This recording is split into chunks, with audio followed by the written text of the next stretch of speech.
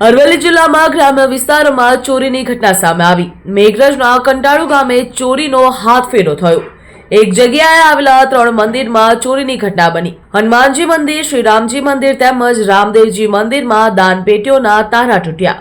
3 મંદિરની 5 દાનપેટીઓના તારા તોડીને ચોરોએ હાથફેરો કર્યો। સમગ્ર ઘટનાના સીસીટીવી ફૂટેજ પણ સામે આવ્યા। 1 વર્ષમાં જ આજ મંદિર પરિસરમાં બીજી ઘટના બની છે। ઈસરી પોલીસના નાઇટ પેટ્રોલિંગ સામે લોકો દ્વારા અનેક સવાલ ઉભા કરવામાં આવી રહ્યા છે। મારું નામ દિવ્યકાંત મોતીલાલ રાવલ, કંટાળા હનુમાનજી મંદિરના પૂજારી છું। આજે સવારે અહીંયા મંદિરમાં નિત્યક્રમ પ્રમાણે આરતી પૂજા કરવામાં આવેલો, ત્યાં જોતા અંદરની પેટી તથા બહારની પેટી તથા રામજી મંદિર સામે બનાવેલ તેની બંને પેટી તથા રામદેવ મંદિરની પેટીના તાળા તૂટેલ એવું જાણવા મળેલ। પછી મેં પોલીસ સ્ટેશન ઈસરી જાણ કરેલ।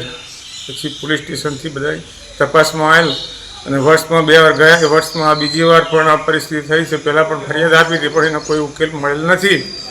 તો સત્વરે જેમ બને જલ્દી આનું કાર્યવાહી થાય અને તપાસ થાય અને જલ્દી ચોર પકડાય દાદાની વિનંતી છે બધાને। દાનપેટીમાંથી કઈ ગયું હોય એવું અંદાજે? દાનપેટીમાંથી પણ ગયા હશે। અંદાજે કેટલા રૂપિયા હોઈ શકે? અંદાજે 2,000 રૂપિયા હશે। હું કાંતિભાઈ પટેલ, નવાગામ કંટાળુ હનુમાનજી મંદિરે આજે રાત્રે લગભગ 4:30ની આસપાસ અહીંયા મંદિરે ચોરી થયેલી છે। આજુબાજુના 3 મંદિર છે આવેલા છે અહીંયા।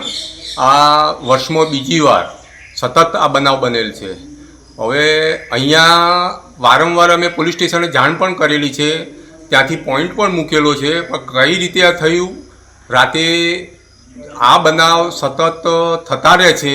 માટે મારી પોલીસ સ્ટેશન અને પોલીસ તંત્રને એક ખાસ વિનંતી છે કે આ એરિયામાં બંદોબસ્ત વ્યવસ્થિત કરી અને આ ચોરને પકડવાનો પ્રયત્ન કરે। વારંવાર આવા બનાવ બને છે, ગામમાં પણ લોકો ભયભીત છે। મંદિરોની હાલત અત્યારે કોના ભરોસે રહે એ સવાલ છે। સીસીટીવી કેમેરા મૂકેલ છે, છતાં પણ ગઈ વખતે સીસીટીવી કેમેરાની ફૂટેજ અમે આપેલી છે, હજુ સુધી એનો કોઈ પત્તો નથી।